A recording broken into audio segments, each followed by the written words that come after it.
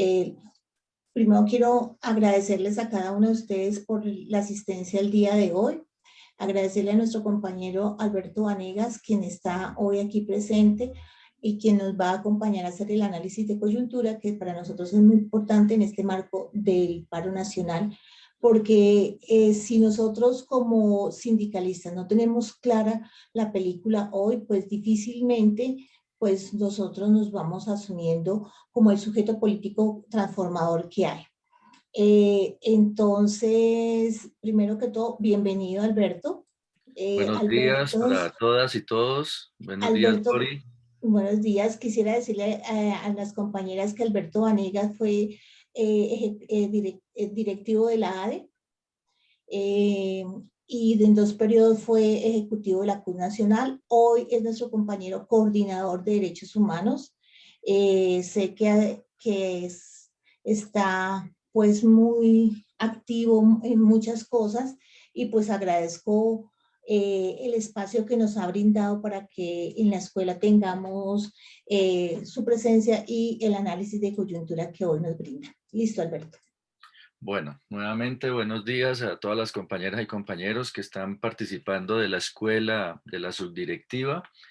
Y pues sí, haremos el esfuerzo en medio de que venimos en unas extenuantes jornadas de protesta, pero también eh, como comité distrital de paro, venimos participando de la mesa de discusión y negociación con el gobierno. Y pues esta semana anterior fueron jornadas de 12 horas, que estamos terminando 1 a 2 de la mañana, y en ese sentido pues pueden comprender la dinámica y el esfuerzo que venimos haciendo de atender el paro y a la vez atender una discusión con el gobierno. Y por eso nos parece importante también contar con comentar la situación, hacer unos análisis previos porque estamos en medio del paro, no estamos todavía en condición de hacer un balance político, organizativo de lo que ha sido esta batalla, este estallido social que hemos vivido durante todo este mes del 28 de abril al presente y que estamos todavía en medio de esa batalla. Entonces, lo primero que yo quisiera mencionar es que estamos en medio de una de las protestas de los movimientos, digamos, de lucha social más importantes de este siglo, y yo creo que históricamente también un antecedente muy fuerte. O sea, nosotros consideramos que este paro nacional tiene la dimensión de lo que fue para los compañeros del movimiento sindical, social, popular en el siglo pasado, el paro cívico de 1977, de septiembre de 1977, donde hubo una gran explosión social de reclamo de muchos sectores contra las políticas que en ese momento imponía el Frente Nacional, imponía el mandato caro que decía Alfonso López Michense, que era el mandato claro, y todo el pueblo lo señaló como el mandato caro, donde empezaban a imponerse todas estas políticas de ajuste. Entonces, hoy estamos viviendo un estallido social donde sectores que aspirábamos a tener un paro de 24, acostumbrados a las marchas del Parque Nacional a la Plaza de Bolívar, hoy hemos observado cómo amplios sectores afectados por el modelo se han lanzado a las calles, a las carreteras, y han sostenido un paro por más de 25 días que realmente pues está simbrando. Alguien decía por ahí un titular, es un tsunami que está moviendo una cantidad de situaciones, de cosas acumuladas, y por eso vemos cómo cada día hay nuevos acontecimientos movidos por esta rebeldía social y popular. Entonces, en ese sentido, pues lo primero que yo quisiera manifestar es que esto no es una cosa totalmente espontánea, no es una cosa que surgió en este año, sino que eso es un acumulado de una crisis, de un proceso histórico y que ha sido de largas décadas, donde realmente pues unos sectores que expresan el pasado han venido siendo beneficiarios de este modelo, se han beneficiado del modelo económico, del modelo de control político, del modelo violento, y otros sectores que han sido sometidos a precarización, a explotación, y pues estábamos acostumbrados a que fueran los sectores campesinos, a los sectores desempleados, la informalidad, los analfabetas, los sectores desplazados, los millones de víctimas de desplazados, pero que este modelo ya ha venido por nuevos sectores medios y la violencia no es solamente allá en el campo, sino que hoy estamos observando que ese modelo ha impuesto también una máquina de violencia también en las ciudades y es lo que hoy pues afrontamos. Por eso tenemos que señalar que el paro que tiene unas vertientes, digamos, esa expresión de tanta heterogeneidad de Colombia, y esa heterogeneidad cultural, regional, pues en este momento nosotros encontramos que ha explotado una especie de paro con movilización y en eso encontramos una diversidad de expresiones en todo este conflicto. Lo primero que nosotros podemos señalar como movimiento sindical es que nosotros hemos venido denunciando este modelo, todos los efectos de pobreza, desigualdad, que eso se venía acumulando y que los gobiernos lo que han venido es estimulando ese modelo de desigualdad. Entonces, un país que ya era feudal, que tenía uno de los niveles de concentración de la tierra y de la riqueza más brutal, pues han venido imponiendo unas políticas que han pretendido profundizar esa desigualdad. Y eso ya llegó a un nivel insostenible porque hay sectores de la sociedad que ya perciben que no tienen futuro, que no tienen posibilidad de desarrollar unas condiciones de vida y se han lanzado a las calles en forma masiva. Entonces, es esa juventud que ya ha encontrado de que en estas condiciones de esta política dominante, pues no va a tener posibilidad a satisfacer mínimas condiciones de empleo, de salud, de educación, y en esa medida cuando ya ven que su futuro es la explotación, la precariedad, pues hoy han dicho que hay que cambiar esa situación y han salido en un reclamo en medio de esta convocatoria de paro nacional. Nosotros, en una forma ágil, podríamos decir que lo que también ha generado la indignación es la respuesta que el Estado ha venido dando con la represión, que nosotros conocemos que ha sido una clase dominante violenta, que ha mantenido un conflicto social, económico, un conflicto armado, y que a pesar de los esfuerzos de la sociedad de construir formas de convivencia, de construir procesos de paz, hay sectores de la clase dominante que han salido a destruir esas posibilidades de construir salidas políticas, de construir salidas negociadas, y lo que este gobierno ha pretendido es romper cualquier posibilidad de solución política y nos ha afrontado al control y a la violencia. Entonces, en ese sentido, nosotros hemos venido recibiendo el asesinato de líderes sociales. Veníamos sufriendo el año pasado más de 73, dicho por Naciones Unidas, porque Indepaz habla de 94 masacres, Naciones Unidas registra 73 masacres, y toda esta situación de violencia sistemática, de terrorismo de Estado, de genocidio, que hemos venido sufriendo como gota a gota, en este momento, cuando se profundiza el conflicto económico social, que hay sectores que resisten, pues la respuesta del Estado no ha sido el control, no ha sido simplemente la represión, sino que lo que estamos observando vía redes sociales es una masacre y eso lo ve el mundo, y uno de los componentes de este conflicto, de este paro nacional, es que la comunidad internacional, la misma sociedad, está viendo en directo cómo se masacra y la situación de vulneración a los derechos humanos.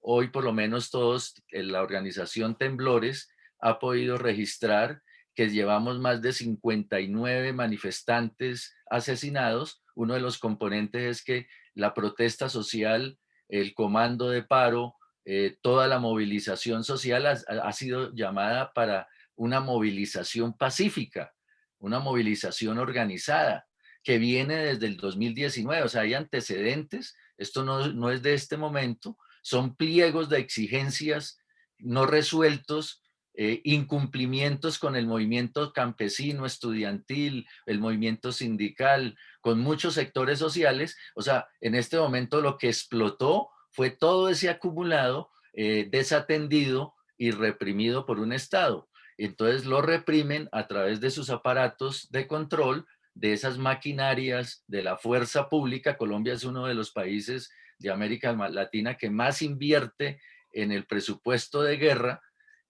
Colombia tiene un instrumento, una burocracia estatal de una fuerza pública de más de 580,000 hombres en pie de fuerza, y ese gasto militar, ese gasto para el conflicto armado, pero también para la contención de la inconformidad social, pues hoy cuenta con un aparato represivo que es el ESMAD, la fuerza pública, de más de 580,000 hombres, que tiene un costo, digamos, una exigencia presupuestal, y parte de los análisis económicos, por lo menos ¿qué es lo que pretendía la reforma tributaria? Pues a partir de que se roban los recursos del Estado, hay que tapar el hueco fiscal, y el hueco fiscal fundamentalmente está en deuda externa y recursos para sostener el esfuerzo represivo, para sostener el gasto en seguridad, y ese es fundamentalmente el interés, y recortar a la inversión social. O sea, ese es el modelo de manejo económico, digamos, del Estado, para poder mantener esa estructura de control. Pero se les desbocó, o sea, ese país dominante, ese país beneficiado de la riqueza, del desarrollo del país, necesitaba, eh, la clase dominante ha determinado a través de la violencia de esa clase dominante, el latifundismo. Ahí encontramos dos tendencias también económicas: es que Duque representa la clase dominante emergente, latifundista, narcotraficante, esa estructura violenta, genocida y sicarial.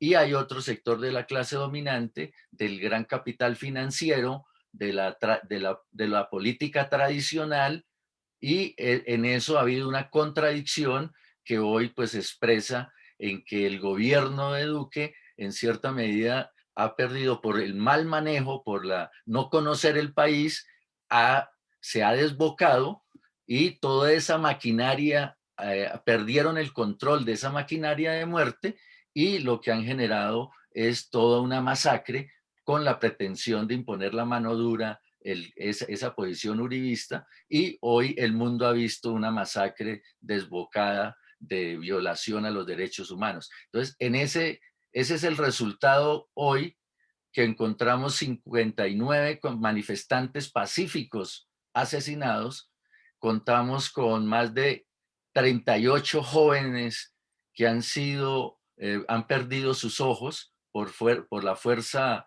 brutal de la policía y del ESMAD.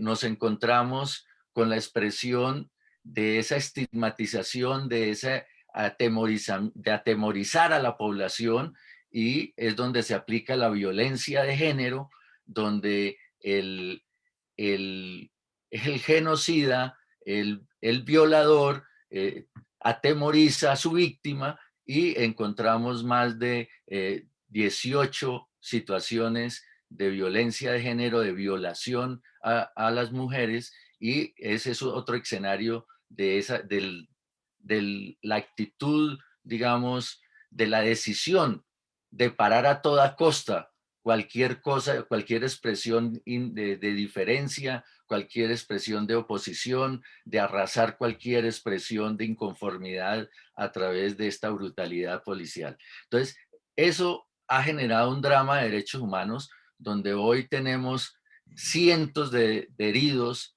detenciones arbitrarias y Temblores registra más de 500 desaparecidos en medio de una tragedia y de una masacre que el pueblo colombiano y la comunidad internacional ha visto. El gobierno, pues en su política, convencidos de que siempre han logrado ocultar esta situación de vulneración sistemática a los derechos humanos, pues niega, tiene su posición negacionista.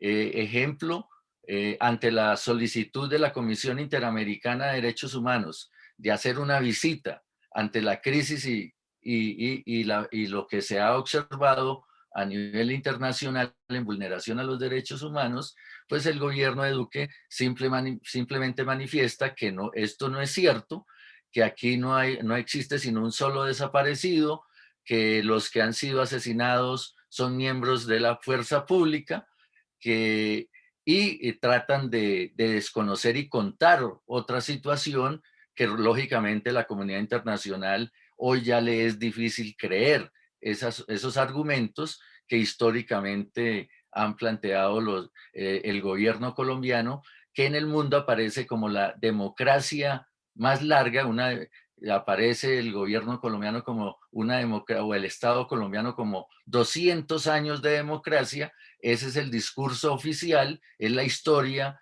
es la versión oficial, y por eso este gobierno genocida ha decidido mandar a su canciller, que sabemos cómo la vicepresidenta y nueva canciller, pues sale a decir que están dispuestos a informar la situación, pero a que no se haga la visita ni autorizar la visita de la Comisión Interamericana de los Derechos Humanos. Entonces, en ese sentido, estamos ante un gobierno que a conciencia es sordo, ciego, que es un Estado que ha llegado a niveles de descomposición brutal y que por tanto no tiene ningún carácter ni siquiera de una democracia burguesa, de una democracia representativa, sino que estamos en un Estado totalmente feudal, anacrónico, representante de las prácticas más violentas del pasado, y podemos considerar que está avanzando con el desgobierno de Duque a profundizar un Estado fallido, un Estado que la comunidad internacional pues va a llegar el momento en que también no va a reconocer toda esta maquinaria de guerra y de violencia.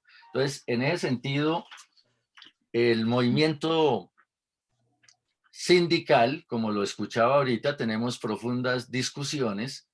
Hoy es fruto este paro de unas alianzas de sectores organizados y de sectores no organizados.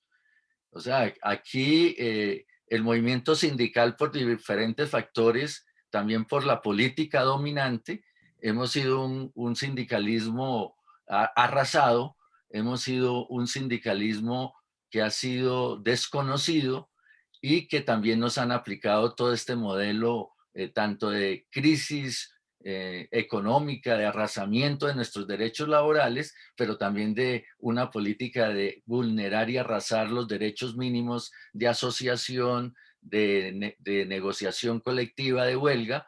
En Colombia casi que es imposible el desarrollo de una huelga laboral, y por eso hoy estamos en medio de una huelga política.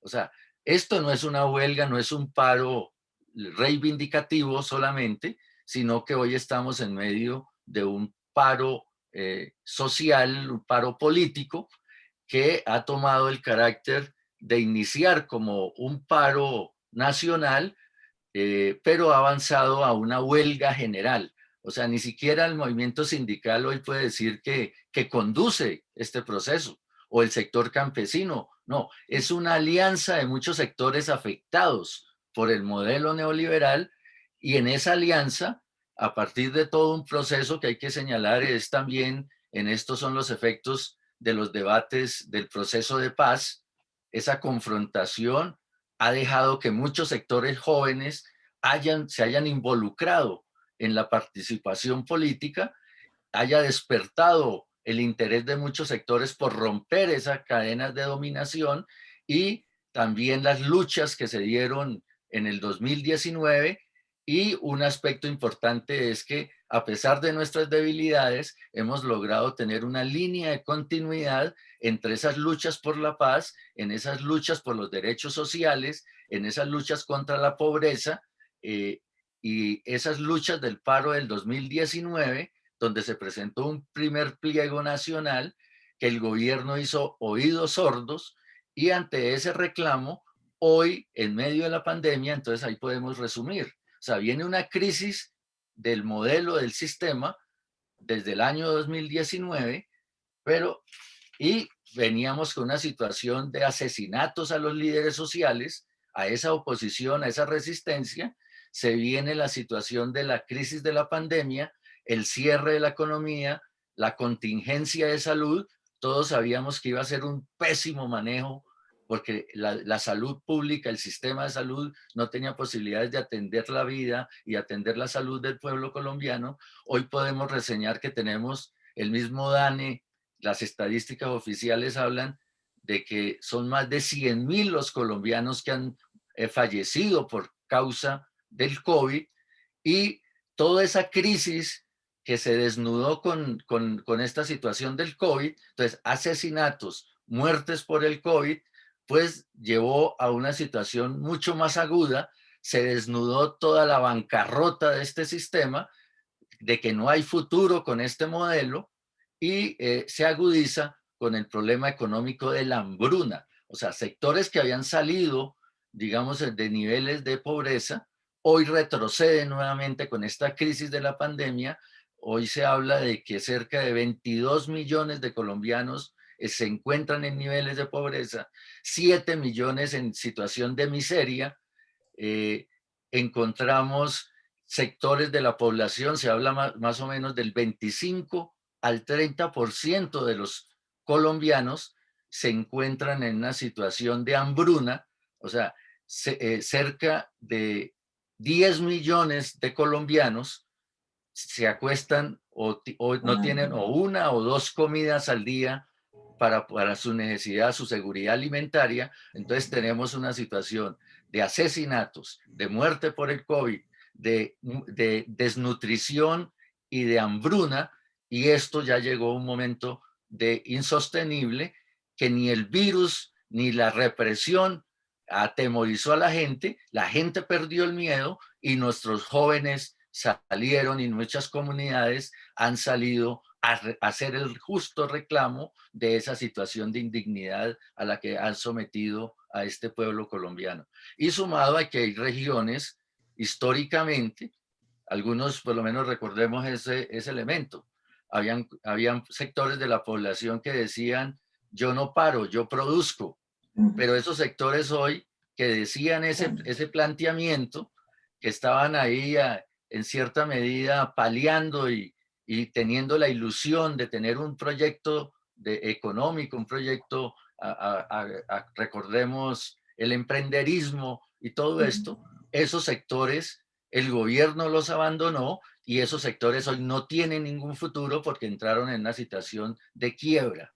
Entonces, eso ya agotó la paciencia, y nos encontramos en medio de este estallido social de muchos sectores, que es un estallido histórico, es un estallido que amerita un análisis, y en ese sentido es donde nosotros consideramos por lo menos dos niveles.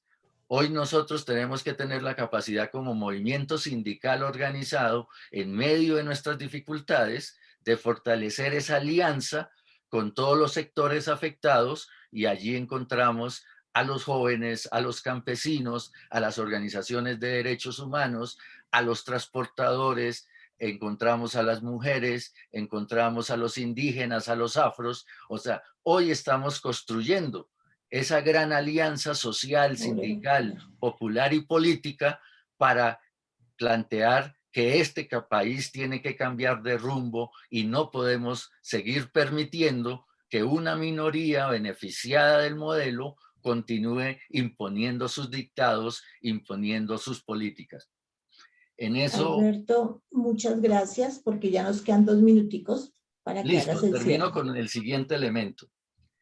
Aquí hay que colocar dos factores. Es que Colombia es uno de los países por la clase dominante donde tiene una dependencia brutal de las políticas del Fondo Monetario, de los dictados de los organismos multilaterales y también de esa dependencia del imperialismo, del gran capital, con su componente militar de la fuerza del poderío militar norteamericano y de la OTAN.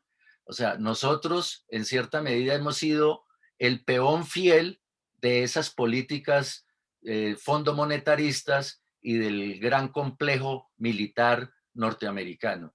Y en eso, por ser uno de las fichas fieles, pues tenemos somos un actor dependiente donde no definimos las políticas. O sea, nosotros somos simplemente seguidores y aplicadores de las peores recetas que han impuesto los modelos más regresivos en medio de este, digamos, de este modelo del capitalismo globalizado. O sea, nosotros en cierta medida copiamos lo peor de las dictaduras del Cono Sur, copiamos las peores recetas de endeudamiento, de empréstitos, de corrupción, y por eso nosotros por lo menos consideramos que el sector organizado tenemos que avanzar en el estudio, en el análisis económico. Una de las deficiencias que tiene el movimiento social colombiano es su limitación de análisis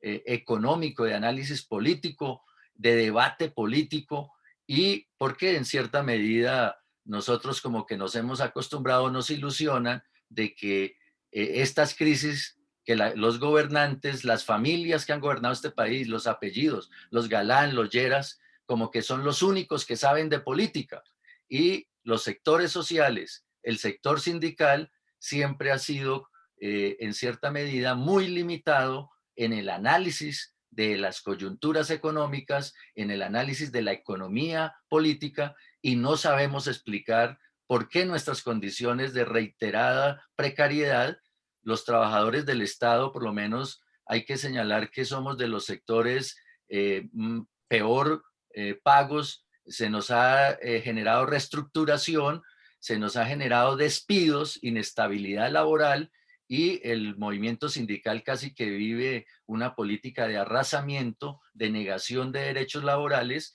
pero no tenemos una estrategia como clase trabajadora para enfrentar las políticas de ajuste, las políticas de control que nos establece el gobierno, y en eso considero que necesitamos profundizar las escuelas. O sea, uno de los elementos fundamentales que debe tener el movimiento sindical no es solamente exigir alza de salarios, sino que tiene que crear conciencia de clase. Y esa conciencia de clase se genera en la medida en que haya esa identidad, ese análisis propio, esa defensa de los intereses nuestros, pero el movimiento sindical realmente que no nos quedamos cortos en generar esa identidad de clase, y eso es uno de los factores por los cuales la clase dominante nos manipula y nos permite que ellos logren acumular cantidad de reformas. O sea, nos han metido 8 reformas tributarias, nos han impuesto una cantidad de reformas laborales, y nosotros no hemos tenido la capacidad de parar y de derrotar esas medidas. Hoy estamos en una situación que está cambiando y amerita que el movimiento sindical profundice cuál va a ser la respuesta al fortalecimiento tanto político, ideológico y organizativo para romper esa tradición de que hemos salido derrotados en medio de esa confrontación con esa clase dominante. Entonces, es un mensaje final para esta discusión. Gracias, compañeras y compañeros. Alberto, pues a darle las gracias porque realmente lo que hemos venido desarrollando en el transcurso de todos estos días que han comenzado la, el paro es hablar un poco sobre el contexto y qué implicaciones tiene esto para el movimiento sindical para que nosotros podamos avanzar. El compañero Orlando Fonseca nos pide, Alberto, que por favor dé su correo, entonces por favor si lo escribes en el chat, él está interesado en comunicarse contigo. Sandra Bueno, nos había dicho, Sandra tenía unas preguntas para Alberto, no sé si hacemos la ronda de preguntas porque estamos en los tiempos, o sea, recordémonos que tenemos tiempos puntuales porque pues nuestra facilitadora también ya está. Entonces, no sé si Sandra, por lo que Alberto nos manifestó en el análisis de coyuntura, pues ya se le resolvió la inquietud. No, lo que entiendo es que Alberto está en el comité de paro, ¿verdad?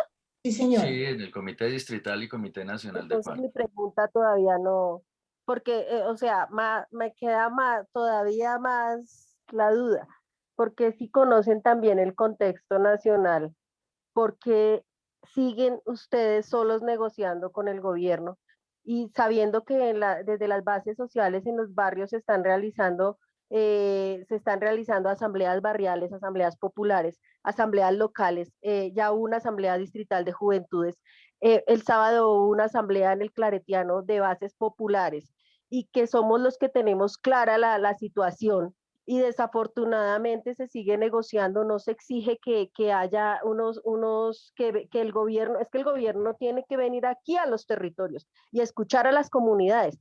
Yo pienso que mientras no hagan eso, este paro va, y es que esto ya no es paro, usted mismo lo decía, esto es un estallido social por toda la inconformidad que hay de las comunidades de años, miles de, muchos años, 500, más de 500 años en las mismas condiciones y que si este no es el momento, no fue nunca, y que son las juventudes las que están en las calles, que desafortunadamente muchos de nosotros, de los viejos que nos dejamos quitar los derechos que costaron sangre y vida de muchas personas, usted lo decía, el paro del 77, que esos derechos se lograron a través de ese paro, y que ahora vengan, o sea, ya no los hemos dejado quitar porque hemos estado apaciguados, hemos estado idiotizados. Y ahora que las juventudes se despiertan, ¿por qué están tan cerrados a la banda sabiendo que yo tampoco estoy de acuerdo con que se diga a los vientos de que no nos representan, aunque realmente esa silla que estamos aquí en un espacio, se diría, de confianza, pero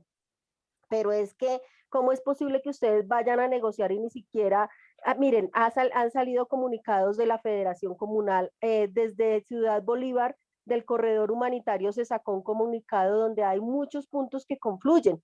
Entonces, ¿cómo es posible que se siga negociando de esa manera? ¿Y cómo es posible que salga gente del comité de paro a decir que es que tiene que parar el paro? No, señor, es que esto se levanta hasta tanto se vean de verdad mejoradas las condiciones y que hayan unos acuerdos que realmente haya, que no suceda como los acuerdos de paz que se firmó el acuerdo y a pesar de que ganó el no, que se firmó el acuerdo, pero que no hay unas garantías del cumplimiento de esos acuerdos. Entonces, a mí sí me gustaría saber por qué esa actitud de los del comité de paro, y me excusan, pero voy a leer algo que me envió un compañero que dice que está en el comité de paro, en la organización del comité de paro, y me pregunta que si conozco a un señor Agustín Moreno que hace parte de alguno de los espacios comunitarios del Hospital de Mason, es que ha hecho comentarios en relación a que la problemática del botadero de Doña Juana es un asunto del pasado. ¿Acaso ahora la comunidad está contenta frente a esa situación? Las personas que viven en Ciudad Bolívar las veo muy activas y eso me alegra. Sus informes del CDP, me imagino que es Comité de Paro, se destacan y sus procesos muestran gran representación de juventudes. El asunto es que la dinámica en las calles de los jóvenes es en las calles de los jóvenes, pero la dirigencia de este espacio es cicatrero con la representación juvenil en el mismo. Las costumbres de los mismos salen siempre con las mismas. A todo quieren dar una conducción de comandancias y eso afecta el desarrollo normal y de los ascensos populares que tarde o temprano los rebasarán y los dejarán en el camino. veo afán por negociar, como sea, a quienes se mantienen en los recintos cerrados, alejados de la realidad de la lucha social. Parece que temen que mantengan acorralado al régimen en el levantamiento popular, al punto que todas las salidas maquinadas por el régimen han tenido resultados contrarios frente a la contundencia de la lucha social. El caos ha hecho, bueno, eso no, pero entonces me parece o sea, si mismas personas que están ahí, entonces es que, ¿cómo es posible que permiten que se siga llevando una negociación de esa manera? Usted lo tiene claro, el compañero que dice que está en el comité también lo tiene claro, entonces, ¿qué es lo que pasa? ¿Van a seguir negociando de esa manera con oídos sordos a las comunidades? Miren nomás lo que manifiesta de aquí un señor Agustín Moreno, que les he preguntado en todos los grupos de acá de la localidad y de Usme que si lo conocen, y está es que en representación de los usuarios de Meisen diciendo que el botadero ya no es del pasado, cuando aquí tenemos una mesa por el cierre del relleno Doña Juana. Entonces, van en contravía de lo que realmente se está manifestando en las calles. Entonces, ¿hasta cuándo? Si ustedes quieren que esto pare, pues hombre, mire, escuchen a las comunidades, háganse sentir por las comunidades que supuestamente ustedes están allá en representación de las comunidades. Muchas gracias. Bueno, Gracias, Sandra. entonces lo siguiente, yo 5 saludo minuticos, porque, Alberto. bueno, no, pero es que es mejor de una vez esta pregunta está directa, esta intervención está directa, Sí, sí, pues sí, sí, sino déjame que son 5 expresar. minuticos para dar la respuesta. Sí, Qué pena. no, es lo siguiente, no, muy rápidamente. Nosotros, por ejemplo, yo saludo que haya debate político. O sea, un mecanismo que tenemos los trabajadores que nosotros somos una expresión organizada. Nosotros somos CUT. O sea, nosotros no somos, o sea, nosotros nos movemos como trabajadores, como maestros, nos movemos dentro de un proceso organizativo que es la CUT, que considero la central más combativa en medio de toda la crisis que vive el movimiento sindical. En la CUT nos movemos diferentes posiciones. Entonces, aquí ese tema de generalizar, una de las primeras cosas en la política, uno tiene que hacer análisis. Análisis significa coger también las partes, empezar a mirar cómo es el juego de fuerzas de correlación, cómo está la clase dominante, cómo están las fuerzas del movimiento popular, y eso significa analizar, análisis, y por eso yo comparto que hay que hacer análisis político. Cuando tú haces análisis político, hay confrontación política ideológica, partimos de que no todos pensamos igual, y parte de eso es en la clase dominante. Hoy el gobierno de Duque tiene contradicciones entre los mismos uribistas. Yo creo que ustedes han visto que el paro ha hecho aflorar que hay contradicciones entre el que renunció el consejero de paz y el debate que nombran un nuevo consejero de paz, renuncia el ministro de Hacienda, que Uribe plantea una cosa, que el Duque plantea otra, que Fernando Londoño plantea otras cosas. O sea, hasta el uribismo hoy tiene rupturas internas. Entonces, si eso ocurre allá en la clase dominante, que ellos siempre se ponen y han tenido la capacidad de unirse para someter al pueblo colombiano, pues ustedes se imaginan en medio de la clase popular la fragmentación y la diversidad de opiniones que hay en este momento. Entonces, parte de eso es que necesitamos debatir, pero también necesitamos encontrar los puntos comunes, porque para poder enfrentar a este enemigo necesitamos encontrar aún sectores diferentes, dispersos en el pensamiento de los indígenas, de los campesinos, de los partidos de izquierda, cómo encontrar puntos comunes que nos ayude a confrontar a la clase dominante. Bueno, entonces en eso estamos en un debate. Por eso el tema es, nosotros tenemos que reconocer que el Comando Nacional de Paro del año 2019, que el movimiento sindical no recoge todas las expectativas del pueblo colombiano, por eso nosotros planteamos una alianza, que hay sectores dentro del mismo movimiento sindical que tienen, por lo menos, ejemplo, una estructura que ustedes conocen, el Comando Nacional Unitario. ¿Quién conforma el Comando Nacional Unitario? Las centrales obreras y las confederaciones de pensionados, que esa estructura del Comando Nacional Unitario, de los presidentes de las centrales, de la Confederación de Pensionados, ellos traten de imponer la lógica desde las estructuras sindicales, pues lógicamente que las jóvenes hoy han dicho, nosotros no nos representa ese tipo de sindicalismo, pero es porque hay unas estructuras dentro del movimiento sindical que tenemos también dificultades que no representan todo el espectro, no recogen el pensamiento que hoy expresa toda la diversidad que están en lucha, y parte de eso entonces es donde nosotros pues, nos decimos en el Comité Distrital de Paro. Ustedes saben que aquí hubo un planteamiento el 1 de mayo, 2 posiciones, que en la misma conformación del Comando Nacional de Paro estuvo el debate en febrero en el Teatro Jorge Eliezer Gaitán de un encuentro nacional, y terminó dividido ese encuentro nacional entre los de CAFAN y los de la Concha Acústica de la Universidad Nacional. O sea, esos elementos, de esos antecedentes, el movimiento sindical los conoce, y sabemos que no todos pensamos lo mismo dentro del movimiento sindical. Dentro del movimiento sindical y en la CUT hay unos que están por defender las posiciones, digamos, de los sectores de CAFAN, y otros que estamos en un planteamiento de lo de la Concha Acústica de la Universidad Nacional. Nosotros como comité distrital vamos con una opinión crítica desde Bogotá a participar en los debates con el Comando Nacional de Paro. Pero lo que nosotros, en medio de todos los debates, lo que tenemos también que tener claridad es que hay que construir unidad y que hay que ampliar el Comando Nacional de Paro. Y por eso, ¿cuál es el planteamiento del Comité Distrital? Ustedes nos han visto que nosotros llamamos a salir a las calles en medio de la pandemia, a protestar en las calles, no virtualmente, a que hemos planteado que hay que hacer plenarios y cabildos populares. Nosotros hemos venido conformando ese comité distrital, sumando esfuerzos, hasta nos dividieron el Comando Distrital de Paro, el Comando Nacional Unitario. Los presidentes de las centrales nos crearon un comité regional para poder tener el control y dividir esa expresión en el distrito. Que ahí tenemos, hemos hecho unidad de acción, a pesar de que nos dividieron, hemos hecho unidad de acción, no unidad programática, sino unidad de acción con ese comité regional, porque priorizamos la necesidad de enfrentar a nuestro enemigo de clase. Y hemos venido planteando para el próximo domingo, en el proceso de asambleas, nosotros somos los que hemos planteado la necesidad de las asambleas populares. Estamos felices de que el movimiento indígena, la Minga, el CRIC, que las plataformas de derechos humanos y que los jóvenes estén haciendo asambleas. Nosotros estamos planteando de que hay que crear en medio, es que nosotros no hemos empezado negociación, empezando por eso. Si los compañeros han escuchado bien los informes que han dado todos los delegados, los informes se ha dicho es de un diálogo exploratorio para exigir garantías para el derecho a la vida, para el respeto a la protesta social. Nosotros no hemos entrado en negociación del pliego, apenas estamos en diálogo exploratorio. ¿Y qué hemos dicho en ese diálogo exploratorio? Que el gobierno, siendo tan criminal y lo que sea, porque nosotros también creemos que no estamos en condiciones de un levantamiento popular, no estamos en un momento prerrevolucionario.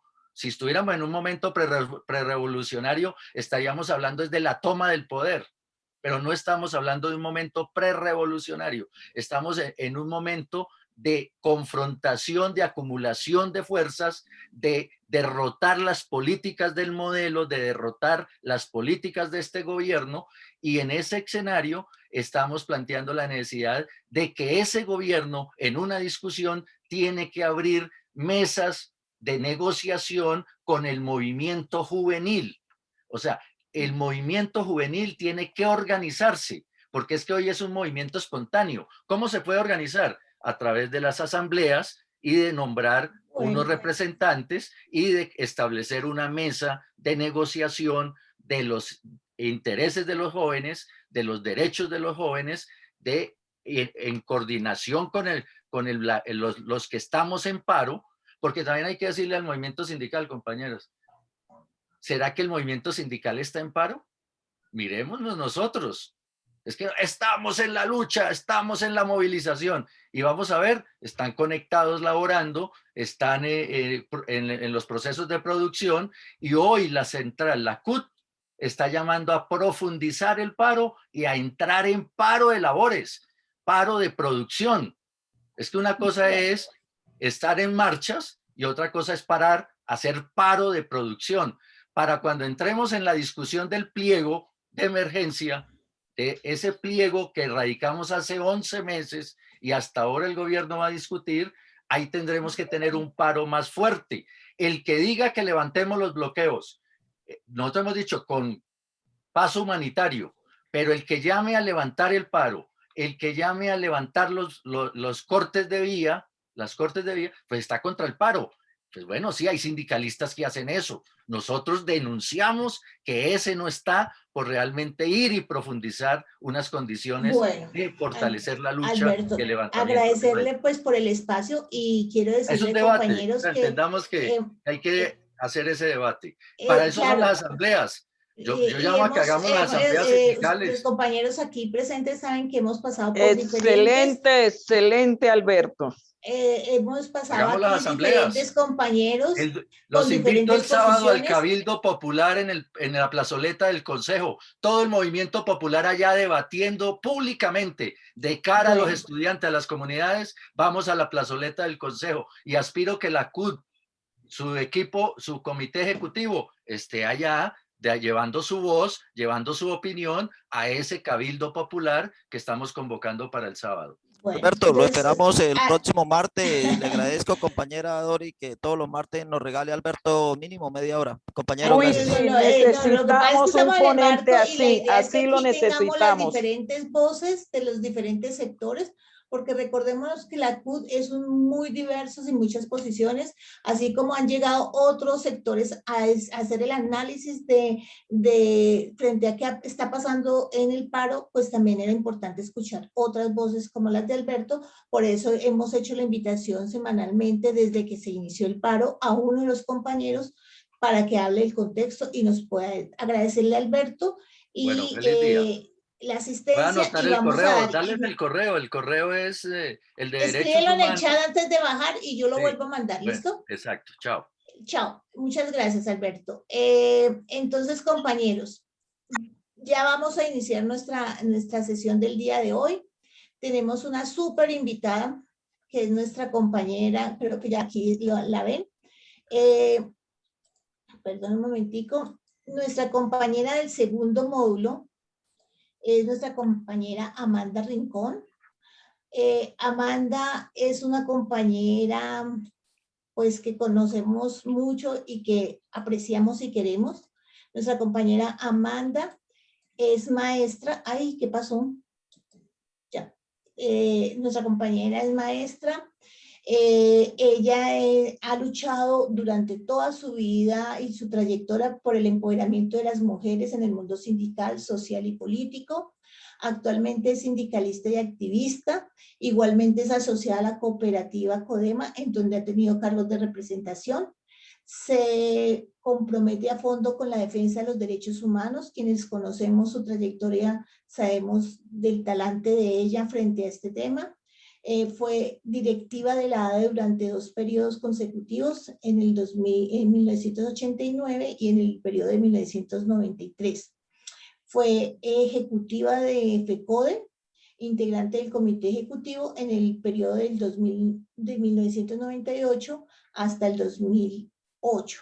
Le damos la bienvenida a Amanda, agradeciéndole por su tiempo, por su dedicación, y me enorgullece que hoy podamos estar con ella porque ha sido difícil por sus tiempos que no nos haya podido acompañar anteriormente. Bienvenida, Amanda. Abre el micrófono, Amanda. Es que la tecnología me atropella. Gracias, Dori. Muchos elogios, de pronto inmerecidos. Le agradezco muchísimo. Sé que este es un espacio de debate y me gusta mucho que se pronuncien los compañeros, las compañeras, de igual manera que Alberto defienda también una posición clara de movilización y de participación para todas y todos. Pues Amanda Rincón Suárez, no me he aislado de los procesos, estoy atenta, haciendo seguimiento de todo lo que está pasando y vamos a ver cómo nos va hoy. A mí siempre me ha gustado mucho el tema. Cuando Dori me propuso desarrollar esta sesión o conducir esta sesión fundamentalmente, porque son ustedes con sus conocimientos, con su práctica, con su experiencia y su reflexión quienes hacen exitoso el espacio. Yo le dije, pues Dori, ha sido como mi exigencia permanente a lo que hago, y también cuando he estado en la posibilidad de negociar y de discutir, porque lo hemos discutido muchísimo desde hace mucho tiempo en el movimiento sindical, porque es algo que a lo que no se le ha puesto cuidado. Hace muchos años también estuve participando de encuentros en el hermano país, la República Bolivariana de Venezuela. Se hacían unos encuentros excelentes, excelentes, y veíamos cómo el avance, que puede estar estancado en este momento, pero el avance era la creación de Banco de la Mujer, la creación de Ministerio de la Mujer, secretarías de la mujer en los gobiernos nacionales y locales, y el pago, la remuneración, el pago por el trabajo que se hace al interior de los hogares. Desde hace muchos, muchos años viene presentándose, y creo que es un momento particular, especial, para que en Colombia se siga esta reivindicación, y hombres y mujeres luchemos, porque de igual manera hay hombres que han asumido responsabilidades del trabajo de cuidado, de la economía de cuidado, y a eso nos vamos a referir hoy. Yo quiero iniciar con una presentación de evaluación diagnóstica. Dirán, pero es que esto no es una clase de pedagogía, pero quiero que reflexionemos un poquito de manera muy rápida. Si Dori nos hace el favor de presentar las ayudas, yo digo el soplete. Señora. Para que miremos, porque me gustaría mucho que durante toda la sesión estemos pendientes de hacer esta reflexión sobre la evaluación diagnóstica.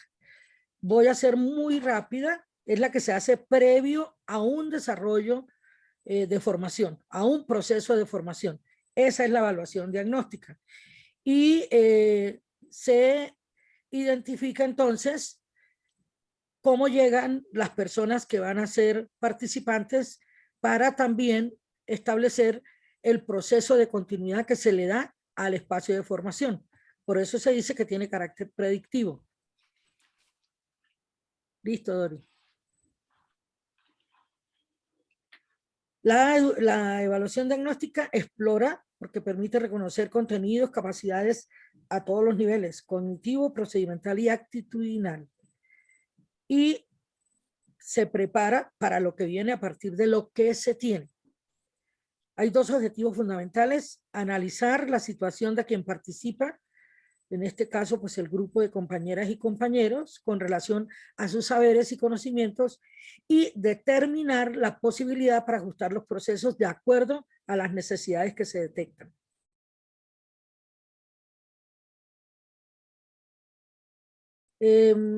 Es importante establecer estos conocimientos para poder señalar como la hoja de ruta, y haciendo todas las comparaciones, identificando en cada quien las capacidades que se tienen, mirando cuáles son las dudas, cuáles son las inquietudes y también las habilidades. Ahí es necesario que miremos el clima que vamos a construir en el espacio para poder tener la facilidad de expresar y de manejar todas las relaciones, así nos toque desde la virtualidad. Entonces, ya lo habíamos dicho, con la evaluación diagnóstica se explora lo cognitivo, es decir, todas las operaciones mentales que realizamos para establecer relaciones interpersonales y con los fenómenos. Se ven los niveles de desempeño cruzando contenidos en los tres procesos que ya hemos dicho, y la capacidad de conocimiento. Los instrumentos de evaluación diagnóstica se elaboran determinando el objetivo que se quiere lograr, las características del grupo de trabajo con el que se quiere avanzar, y los contenidos, así como las experiencias y el manejo de los mismos. Esa era una referencia que quería hacer de manera muy rápida, para que, si estamos de acuerdo, durante todo el proceso, entonces podamos ir aplicando sin ninguna dificultad, quienes quieran interrumpir, quienes quieran participar, si algo que se está diciendo no es compartido, pues para eso estamos, para que nos contradigamos, pero siempre con la mira de que vamos a salir con una mejor posibilidad de actuar. Esa era la presentación previa. En el orden que yo he trabajado la presentación, vendrían algunos conceptos introductorios, conceptos iniciales que tienen que darse, que también van a generar polémica, desde luego. Y en la tercera parte estarían los aportes para que asumamos esta también como una lucha en el trabajo decente. Esto es una urgencia, una necesidad, y a eso les estoy invitando. Entonces ya podemos pasar a los aportes. Ya se la comparto.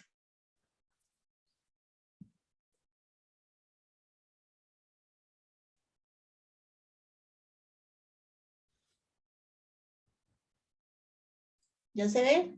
Sí, señora. Dale. Bueno, el tema, como ya lo hemos anunciado, la economía del cuidado. Iniciamos entonces con el concepto de economía feminista. Cuando se inicia este proceso de lucha de las mujeres por todo el proceso de estigmatización que se hizo sobre lo que es el feminismo, muchas mujeres decían, yo sí doy la pelea por la igualdad de oportunidades, pero yo no soy feminista. Yo me confieso feminista porque el feminismo es una política, no es un credo, no es una religión, no es que porque nos digan feministas ya nos están señalando de que somos mujeres que peleamos contra los hombres. Yo me declaro feminista porque la economía, el feminismo lo que propone es la lucha por la igualdad. Y esa lucha se da de diferentes maneras. Cuando hablamos de economía feminista, estamos hablando de centrarnos en la sostenibilidad de la vida y la satisfacción de necesidades humanas. Ahí hay un proceso de contribución de las mujeres y la equidad de género más allá de lo que puede ser el ámbito mercantil. Esta es una corriente de pensamiento económico que reconoce las contribuciones mercantiles y no mercantiles de las mujeres, cuestiona las relaciones sociales de género que condicionan la autonomía de las mujeres y demanda la transformación social para la equidad de género y el ejercicio de los derechos de las mujeres. Esta parte es fundamental porque muchas mujeres, lamentablemente, todavía no hemos comprendido, yo digo que de pronto todavía me falta comprender mucho, por eso me incluyo, la capacidad tan grande que tenemos las mujeres desde el ámbito familiar, el trabajo que hacemos en nuestras casas, hasta el ámbito profesional, todo lo que hacemos en el lugar de trabajo. Y en el caso particular, quienes somos maestras, la dimensión tan grande de influencia que podemos desarrollar con quienes realmente se preocupan por los resultados de sus hijas y sus hijos, que son las madres. Si no son las madres, son las abuelas. Si no son las abuelas, son las tías o la hermana mayor. Pero generalmente somos las mujeres las que acudimos cuando la maestra o el maestro hace el llamado para hablar sobre la situación que se está viviendo con el estudiante o la estudiante en el colegio.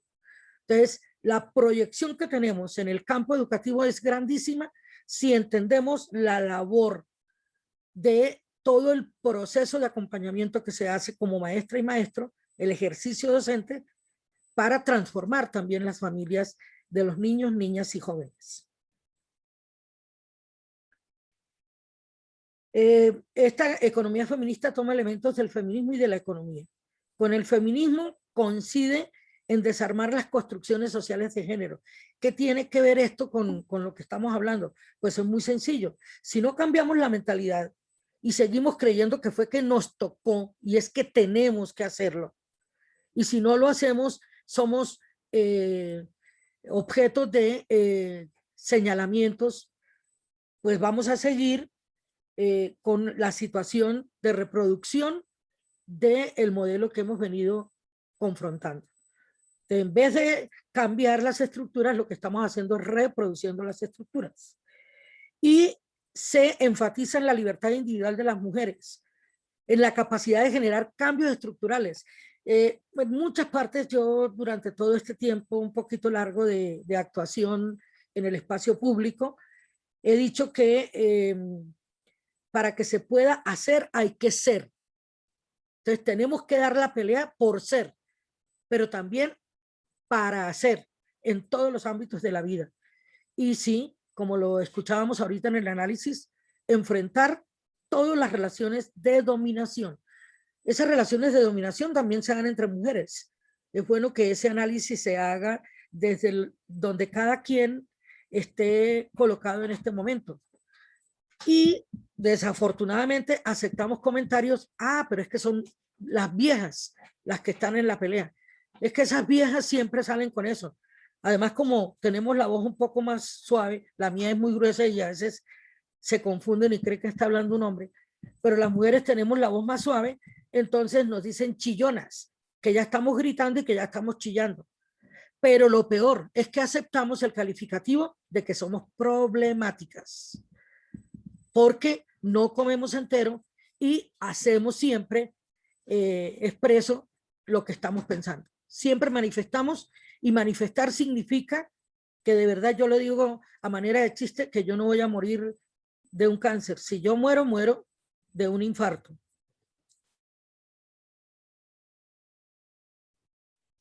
Bueno, con la economía se comparte el objeto de estudio, porque se resalta todo el tiempo la sostenibilidad de la vida y la satisfacción de necesidades. Y así como en la economía, se aborda la economía política, la historia de la economía, la macro y la microeconomía, la política fiscal, entre otras. A veces, no solo para las mujeres, también para los hombres, es muy aburridor, decimos, meternos en eso de los presupuestos, en eso de los números, eso a mí no me importa, a mí no me manden para allá.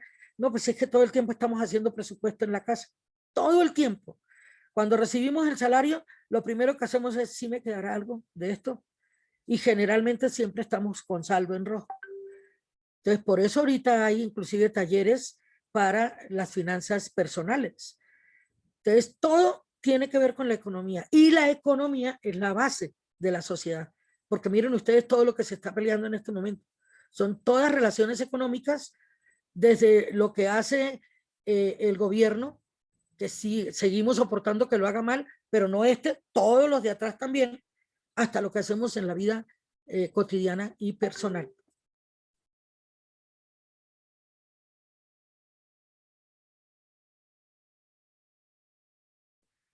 Y la economía del cuidado es una definición que todavía está en construcción.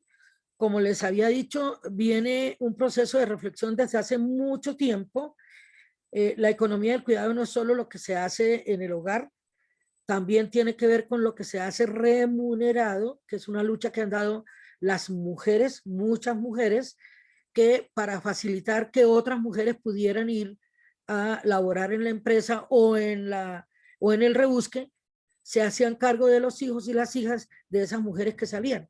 Y entonces se crearon los hogares comunitarios, las madres comunitarias, y eso ha ido evolucionando, afortunadamente, porque no tenían seguridad social ni nada. Ese no es el tema de hoy, pero esta economía, este concepto está en construcción, y podemos decir que hace referencia a las actividades cotidianas básicas y necesarias para la reproducción, la sobrevivencia, la supervivencia, teniendo en cuenta las condiciones y el entorno cotidiano, porque hay que luchar contra todo lo que se nos viene encima. Los conceptos que sostienen la economía del cuidado son la división sexual del trabajo, el trabajo productivo, el trabajo reproductivo, los roles de género, que son roles que venimos cuestionando hace siglos, el enfoque de género y el feminismo.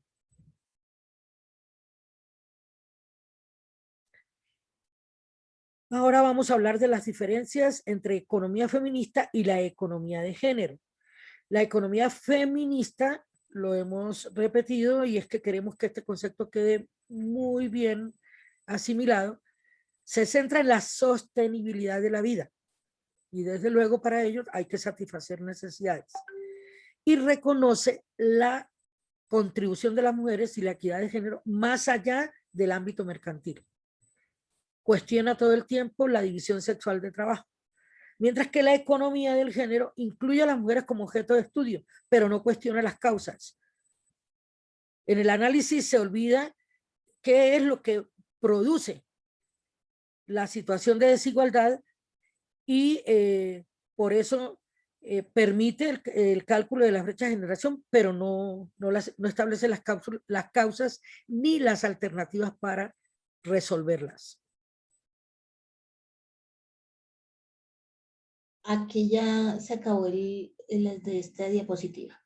Pero me parece, antes de dar la palabra Amanda, si podemos profundizar en esta que se nos está hablando, los conceptos que sostienen la economía del cuidado. O sea, ¿por qué hablamos de la visión sexual del trabajo, el trabajo productivo, reproductivo, los roles de género? Porque esto hemos venido trabajando con antelación al otro grupo, pero me parece que es importante, con relación a los otros módulos, perdón, pero no me parece que es importante que hablemos sobre esto y cómo es tan importante que entendamos, comprendamos que la economía del cuidado no es algo aislado, sino que es algo que está inmerso históricamente y cómo hoy tenemos que tener esas gafas para comenzar a mirar y la diferencia entre la economía feminista y la economía de género, que es muy importante la claridad al respecto.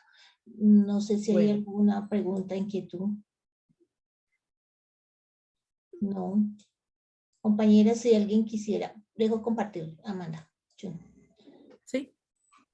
Si hay alguna compañera o compañero que quisiera en este momento aportar algo de lo que nos ha venido Amanda hablando, que me parece que es fundamental, que ella nos recuerda algunos conceptos que hemos venido trabajando sobre por qué hablamos de la división sexual del trabajo y cómo esta economía del cuidado tiene que ver con la división sexual del trabajo, que no es algo que no hubiese existido con antelación, sino que es realmente es una apuesta que se hace por parte del feminismo frente a las relaciones sociales y de poder que existen y cómo el capital empieza a invisibilizar este trabajo porque también hace parte de las relaciones de producción que existen y de las relaciones del mismo capital. No sé si alguno de ustedes tiene alguna pregunta, alguna inquietud con respecto a lo que nos plantea Amanda. O intervenir sobre lo que ya hemos hablado. Carolina, te abro el micrófono y te anclo. Puedes abrir la cámara. Buenos días. Escuchando todos los debates, las posiciones, las presentaciones, a mí me lleva todo esto a un pensamiento muy grande, y es, si la pandemia no se hubiera dado, de pronto muchas cosas no se hubieran visto de lo que históricamente hemos luchado y hemos peleado las mujeres. El tema del trabajo en casa es evidente. Amanda manifestaba en su presentación lo importante que es el rol de la mujer en nuestra sociedad.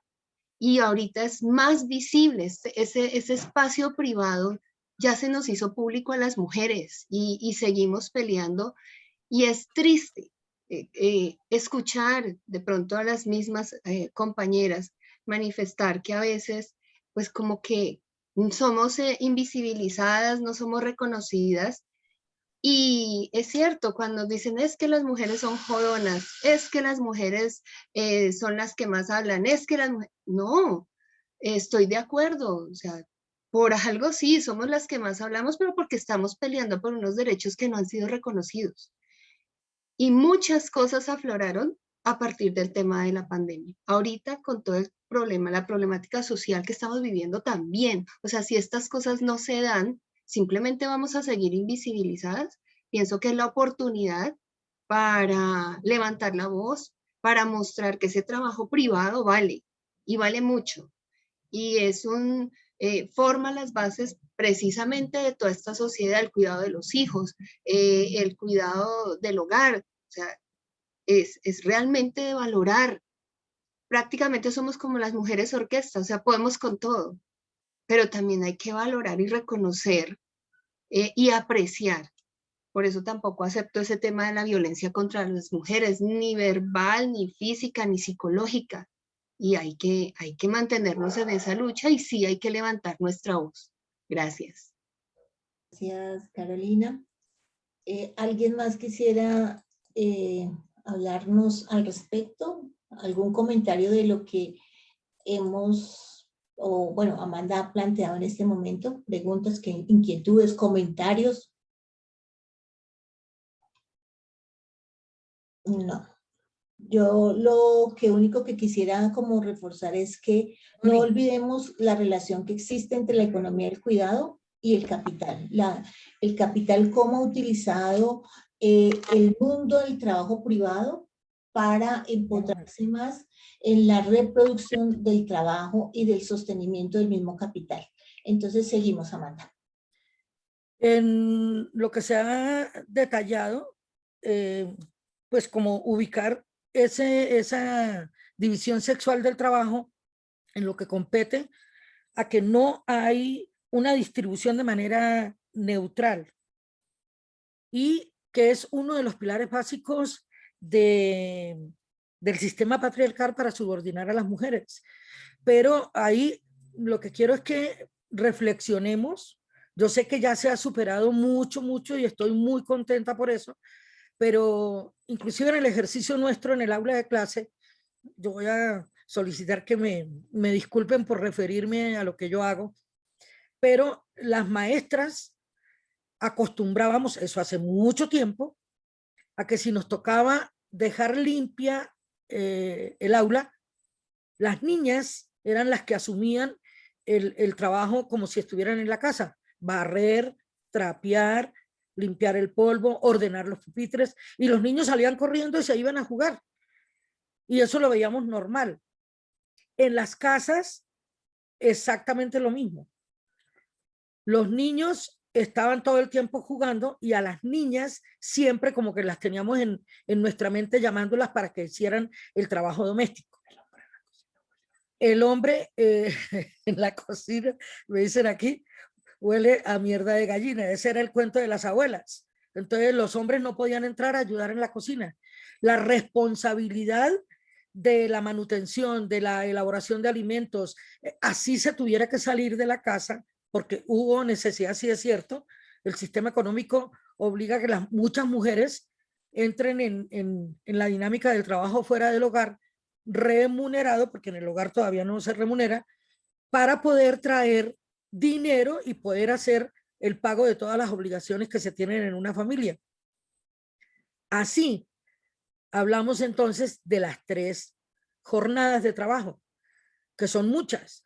Las mujeres, y conocí muchas compañeras que se levantaban a las 4 de la mañana porque tenían que dejar listo el desayuno, adelantado el almuerzo, salían corriendo del colegio a las 12 del día porque había que terminar el almuerzo. Ni siquiera es que el esposo, el compañero o el hijo o la misma hija, también la madre es responsable en muchos casos de eso.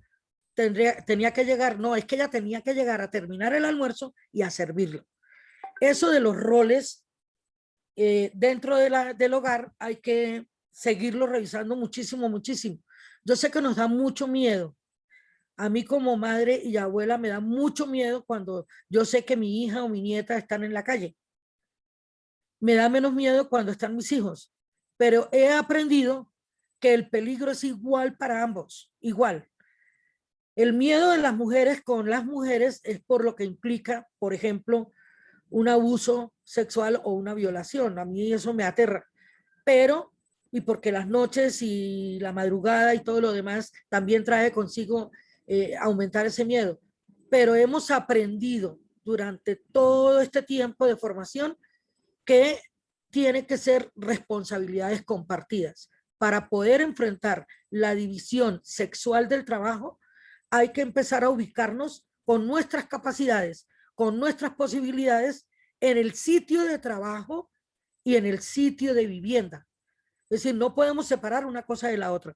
No podemos hacer una cosa en la casa y otra cosa en el sitio donde trabajamos. Eso es una tarea continuada, permanente, para poder exigir que se nos deje de subordinar. Las mujeres tenemos que insubordinarnos. Así esa palabra suene terrible, de rebeldía, de quién sabe qué organizaciones, pero hay que insubordinarnos para poder ocupar el lugar que nos corresponde. En relación con los roles de género, sencillo, lo mismo.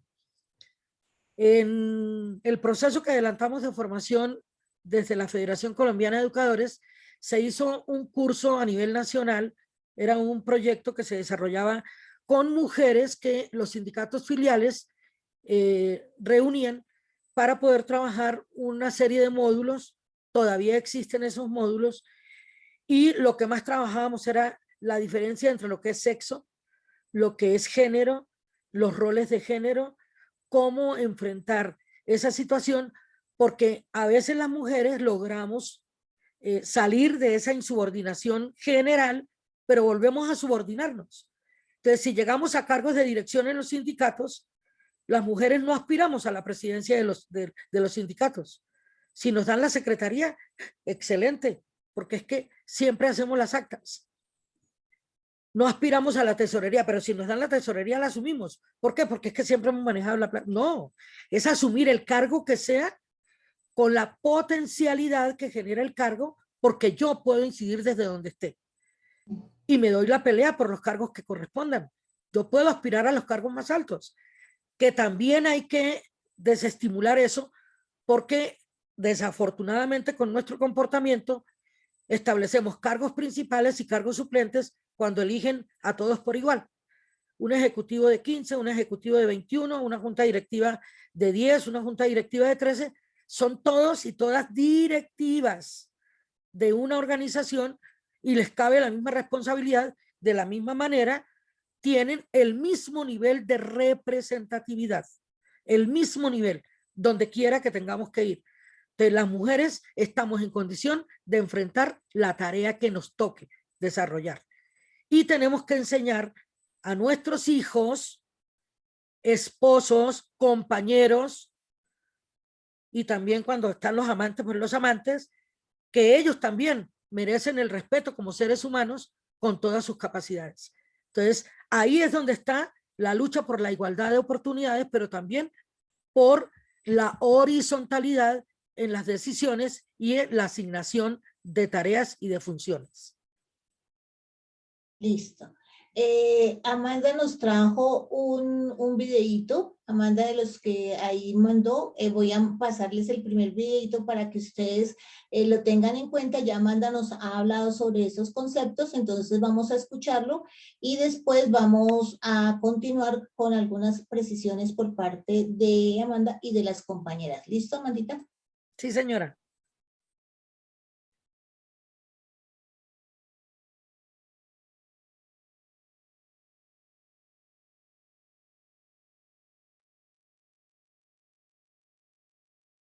Pregunta, ¿ya están viendo mi pantalla? Sí, Dori, ahí estamos viendo la pantalla. Sí, señora. Las medidas de mitigación conllevan a las economías. Va a poner el video que nosotros. Ay, qué fuerte. El trabajo de cuidado, tanto remunerado como no remunerado, es de vital importancia para el futuro del trabajo decente. La pandemia y las medidas de mitigación conllevan a las economías a una muy grave crisis, que tiene impactos diferenciados entre hombres y mujeres. El desempleo de las mujeres para junio de 2020 es del 24,6%, mientras que el desempleo masculino es del 17,4%. ¿Qué relación existe en la carga desigual de cuidado en los hogares y las inequidades del mercado de trabajo remunerado? Las mujeres son el 52% de la población y además tienen condiciones más precarias en el mercado laboral remunerado. Por esto, es necesario que la agenda sindical tenga enfoque de género e incluya exigencias alrededor del trabajo de cuidado no remunerado para reconocer, redistribuir y reducir el tiempo que las mujeres dedican hoy en día a estas actividades y lograr mayor justicia social. La pandemia ha puesto los cuidados en el centro. No es posible construir agendas de salida a la crisis y propuestas de política pública sin incluir las voces y agendas de las mujeres. El Sistema Nacional de Cuidados debe ser una exigencia de los sindicatos en Colombia, pues son un aliado clave para lograr las transformaciones necesarias. ¿Cuáles son los conceptos que debemos entender sobre la economía feminista y de cuidado? ¿Qué es la economía feminista? La economía feminista es una corriente del pensamiento económico que pone la sostenibilidad de la vida y la satisfacción de necesidades humanas en el centro del análisis. Para ello, reconoce las contribuciones mercantiles y no mercantiles de las mujeres. Cuestiona que las relaciones sociales de género condicionan la autonomía de las mujeres. Demanda la transformación social para la equidad de género y el ejercicio de los derechos de las mujeres. La economía feminista toma elementos del feminismo y la economía. Con el feminismo coincide en desarmar las construcciones sociales de género que tienen consecuencias desfavorables en la vida de las mujeres y enfatiza en la libertad individual y colectiva de las mujeres, es decir, en la capacidad de generar cambios estructurales para que puedan ser y hacer en todos los ámbitos de la vida, por fuera de las relaciones de dominación. Con la economía comparte varias de sus metodologías.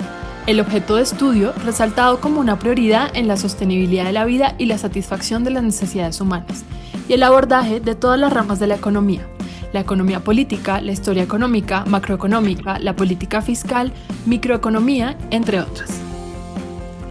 En la economía del cuidado, la región ha avanzado en la realización de encuestas del uso del tiempo y cuentas satélite que dimensionan la contribución del trabajo de cuidado no remunerado en las economías. Algunos países de la región han avanzado en el diseño e implementación de sistemas de cuidado, y estudios sobre las cadenas globales de cuidado reconocen las contribuciones no valoradas de las mujeres latinoamericanas como trabajadoras de cuidado para la sostenibilidad de la vida en países europeos. ¿En qué se diferencia la economía feminista de la economía de género? La economía feminista propone centrarse en la sostenibilidad de la vida y la satisfacción de necesidades humanas, reconociendo las contribuciones de las mujeres y la equidad de género, más allá del ámbito mercantil, y cuestiona la división sexual del trabajo. La economía del género incluye a las mujeres como objeto de estudio, pero no cuestiona sus roles, necesidades y vulneraciones en el análisis. Permite el cálculo de las brechas de género, aunque no establece sus razones y alternativas de superación. En la política fiscal, presupuestos con enfoque de género que permiten identificar las partidas presupuestales que contribuyen a la equidad y el análisis para evidenciar los sesgos de género en la tributación. En la conceptualización del bienestar, el buen vivir como logro colectivo de una vida plena basada en la cooperación, complementariedad, solidaridad, reciprocidad y justicia.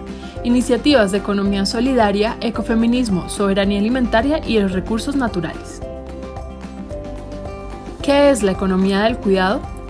La economía del cuidado es un término que aún está en discusión, por lo cual son muy importantes los aportes que se puedan hacer en estos eventos.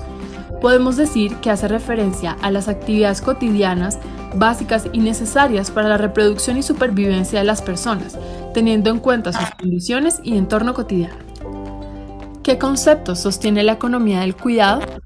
La división sexual del trabajo, el trabajo productivo, el trabajo reproductivo, los roles de género, el enfoque de género y el feminismo.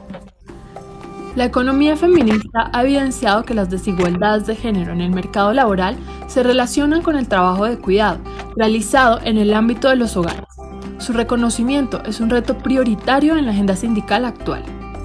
La economía del cuidado, que afecta en mayor proporción a las mujeres que a los hombres, también limita la participación activa de las mujeres sindicalistas.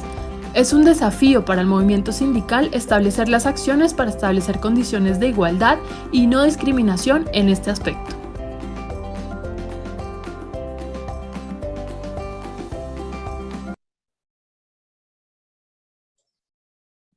Con este video que nos trae Amanda, pues ahí nos hace un poco la reflexión del tema que ella venía trabajando sobre los conceptos y la importancia de por qué nosotros en el mundo sindical tenemos que tener claridad sobre eso.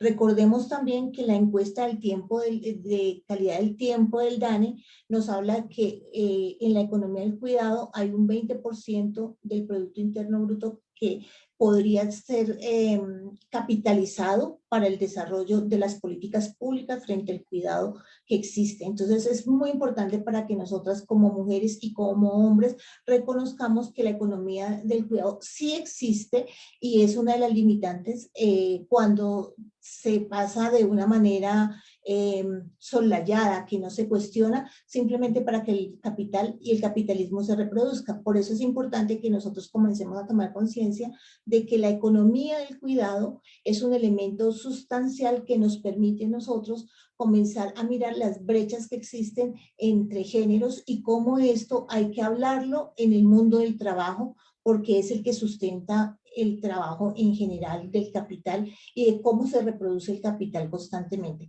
No sé si alguna compañera quisiera aportar algo. No tantas al tiempo.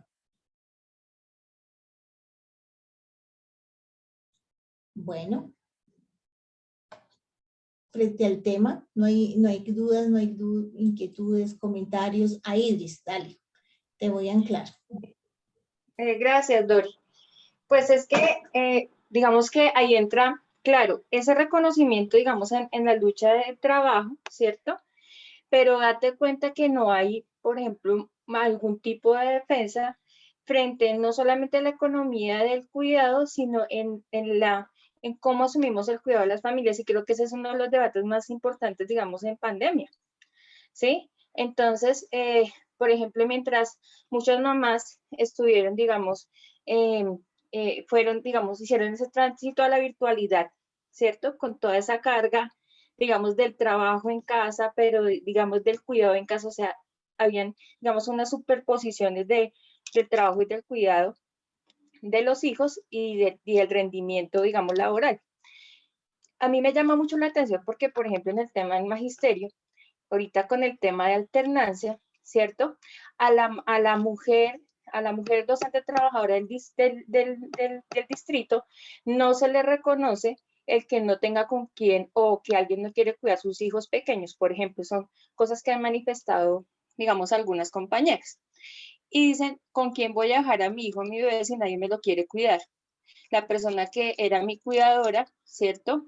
Donde yo lo podía dejar era mi mamá o mi papá y murió, y hacen derechos de petición a Secretaría y Secretaría le dice como, lo siento mucho, pero usted tiene que tiene que presentarse a alternancia. No es una situación, digamos, propia que tenga que ver con su cargo, entonces usted verá, ¿sí?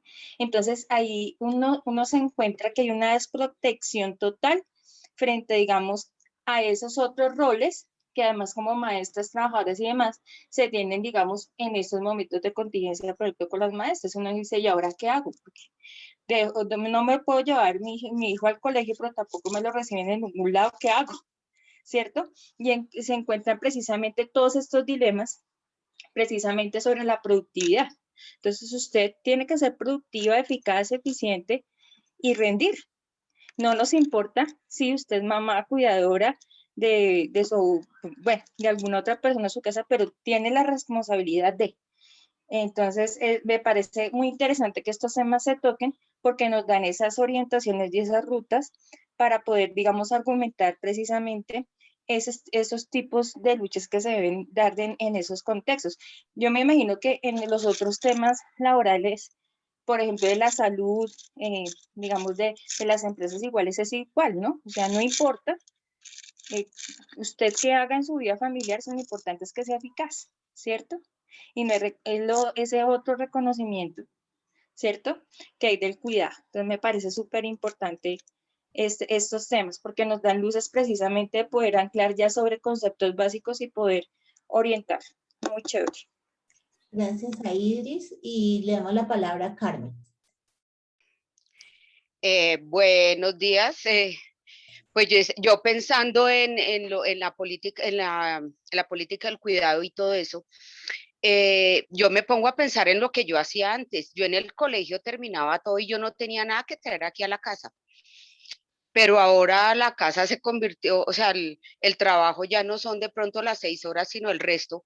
pero aparte de eso, yo soy sola, mi hija ya está grande, pero yo tengo que cuidar a mis papás y el tiempo no me alcanza. Entonces uno se pone a pensar a dónde va todo eso del cuidado porque las cargas se duplicaron.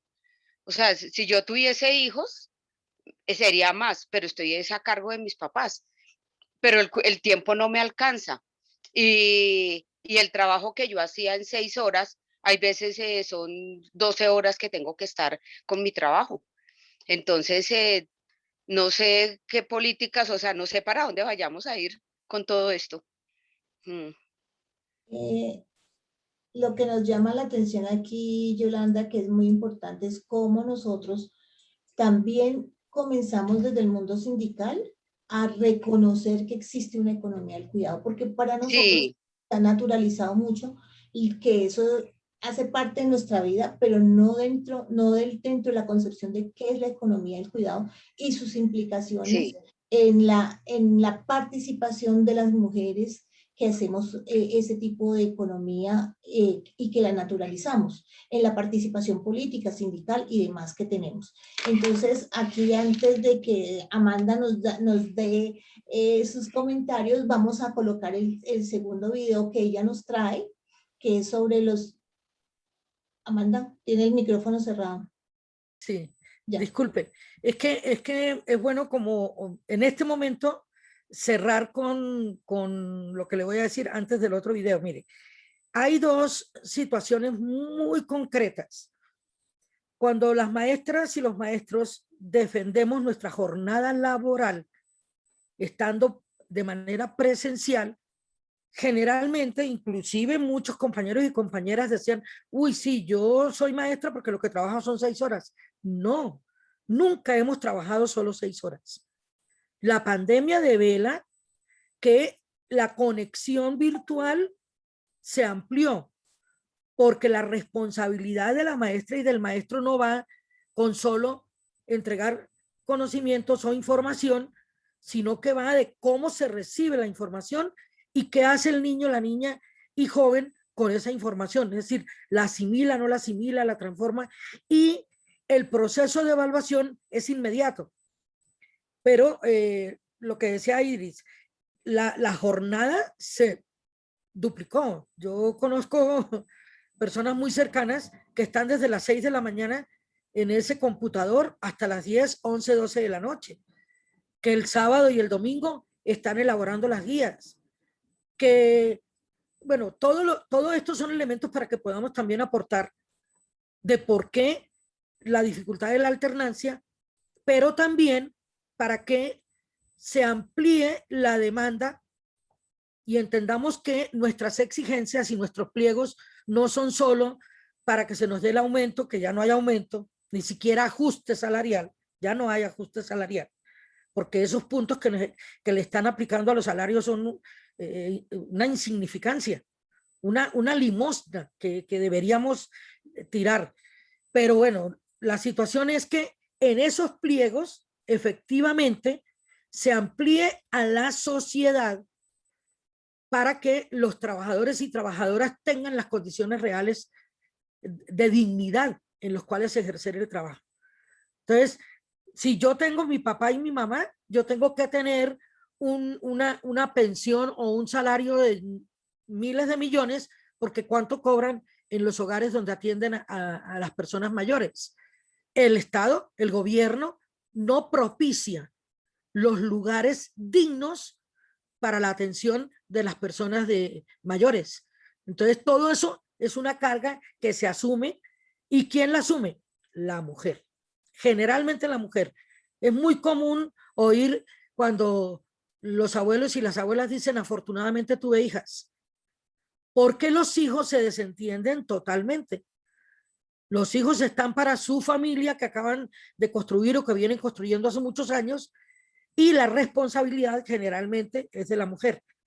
En mi caso personal, pues la responsabilidad es de nosotros porque no hubo hombres en mi familia, todas somos mujeres, pero la responsabilidad que le asigna la sociedad a la mujer es esa que las compañeras han denunciado.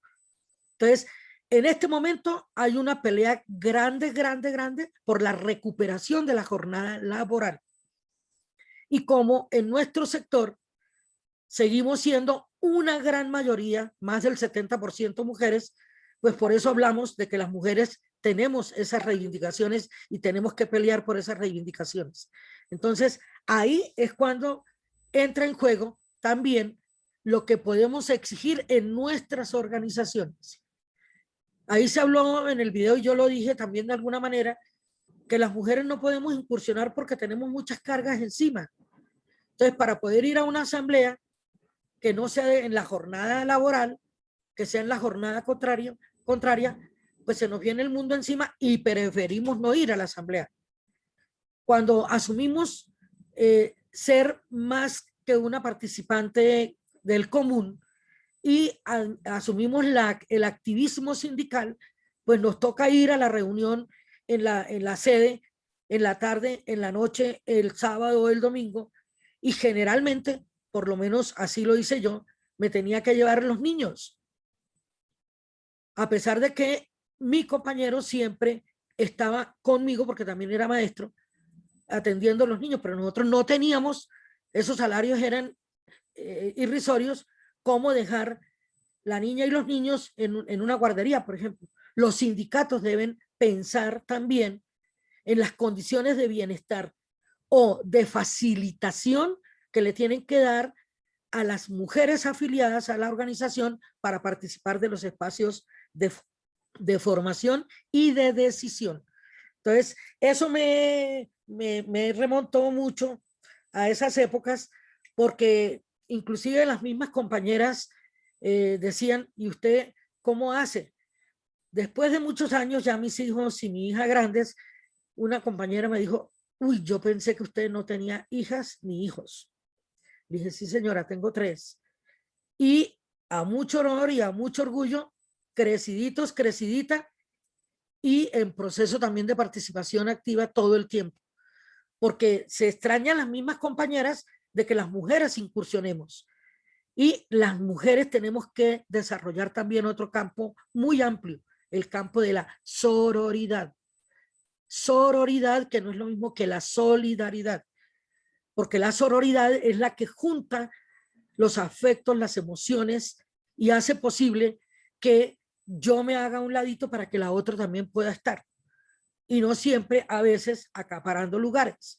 Esas son como reflexiones, yo las dejo ahí para ustedes y gracias por la intervención de Carmen Yolanda y de Idris, perdóneme, Aidris, es un nombre nuevo para mí, Aidris, porque nos aportan bastante en toda esta reflexión. Bueno, Amanda, entonces vamos con el segundo video que nos trae Amanda.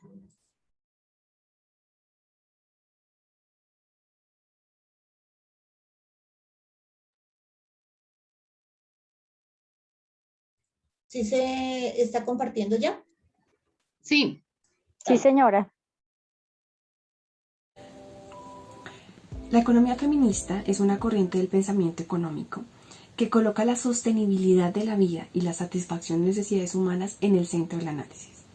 Para hacerlo, reconoce que las contribuciones de las personas pueden ser tanto mercantiles como no mercantiles. Además, cuestiona las relaciones de género que hacen que las mujeres tengan una situación condicionada a ciertos factores de la economía y demandan, sobre todo, la transformación social de esas condiciones para el logro de la equidad de género y el ejercicio de los derechos de las mujeres. La economía, como muchos otros estudios sociales, ha sido creada por hombres para explicar experiencias masculinas. A esto es lo que llamamos una construcción androcéntrica. Por eso es tan importante analizar las relaciones socioeconómicas desde perspectivas más amplias, que incluyan la mirada de distintos grupos sociales en su diversidad y en su contexto. La economía feminista ha tomado algunos elementos del feminismo y otros de la economía. Con el feminismo coincide en desarmar las construcciones sociales de género que tienen consecuencias desfavorables sobre las mujeres, analizar y enfatizar la libertad individual y colectiva de las mujeres como un aspecto central y en la necesidad de generar cambios estructurales para que las mujeres podamos ser y hacer en todos los ámbitos de nuestras vidas por fuera de relaciones de dominación.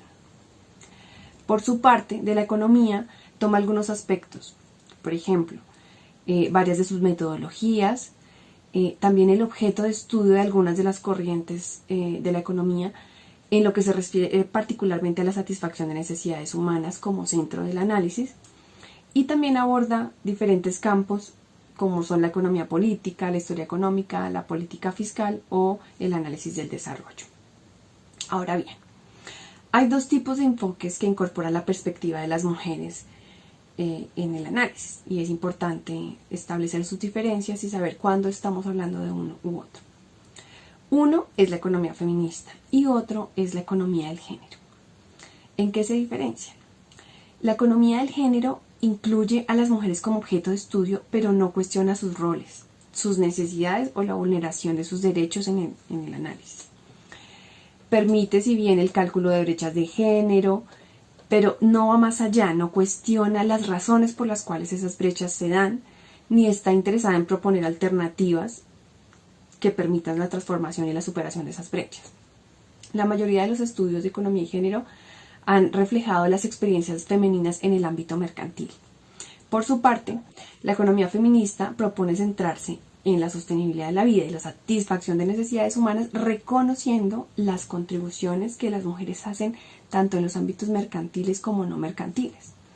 Y sobre todo, algo que diferencia el género, la economía de género de la economía feminista, es que la economía feminista cuestiona la división sexual del trabajo y busca indagar cuáles son los factores que causan esas inequidades de género de manera que puedan ser transformados, y propone alternativas para su transformación.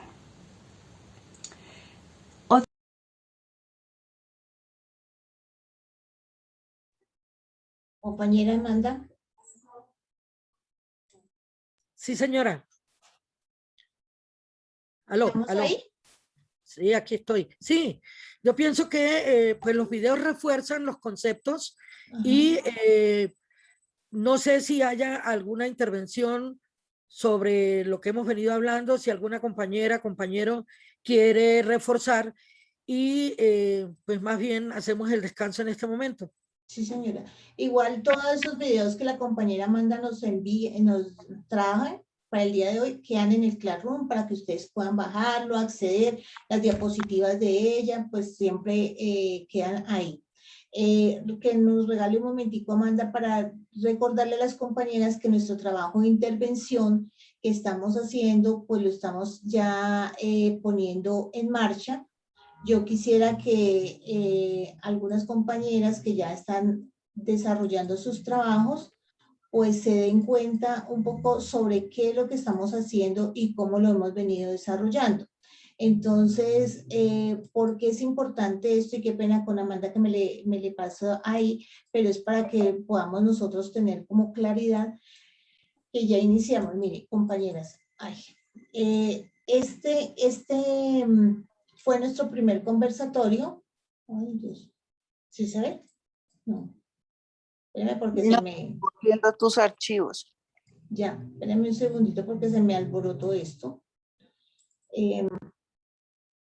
Espérame un segundito, que ya dejo de compartir y yo miro primero, pero lo que queremos es decirles que ya empezamos a trabajar los equipos de intervención y los trabajos que estamos desarrollando, y hacerle la invitación a nuestras compañeras para el siguiente conversatorio que tenemos. Aquí lo voy a dejar, antes de que se nos olvide. Tenemos ya, ¿este sí se está compartiendo? Sí, Dori. Bueno, sí, señora. Conversatorio que hemos venido desarrollando. Acuérdense que nosotros tenemos que hacer un trabajo de intervención. En este caso, nuestra compañera va a hacer una charla sobre construyendo sueños. Esa charla se va a hacer este jueves y vienen dos compañeras a mostrarnos cómo surgen ese trabajo porque Sonia tiene una apuesta comunicativa desde hace tiempo que se llama Polonia y nuestra compañera María Cristina tiene una apuesta que se llama Magisterio al Día. Entonces, ¿cómo surgen esos sueños? ¿Qué esfuerzo? ¿Por qué se dan? ¿Y cómo se han comenzado a desarrollar? Entonces, pues igual hacemos la invitación para que ustedes puedan participar. Hace parte del trabajo de intervención de una de las compañeras y este sería nuestro segundo conversatorio. Entonces, compañeras, para recordarles que en el transcurso del año vamos haciendo nuestro trabajo de intervención y no lo dejemos para el último mes, porque si no nos vamos a ver angustiadas, saturadas y de todo. Entonces vamos avanzando en nuestro trabajo de intervención. Agradecerte, Amanda, por el espacio y entonces arrancamos a las 10:20 o 10:30, Amanda, usted nos dice. Yo creo que para que puedan tomarse el cafecito con tranquilidad, que no se lo mandamos a la casa, 10:30. Dale, listo. Entonces 10:30 nos volvemos a conectar. Muchas gracias y vamos para el descanso.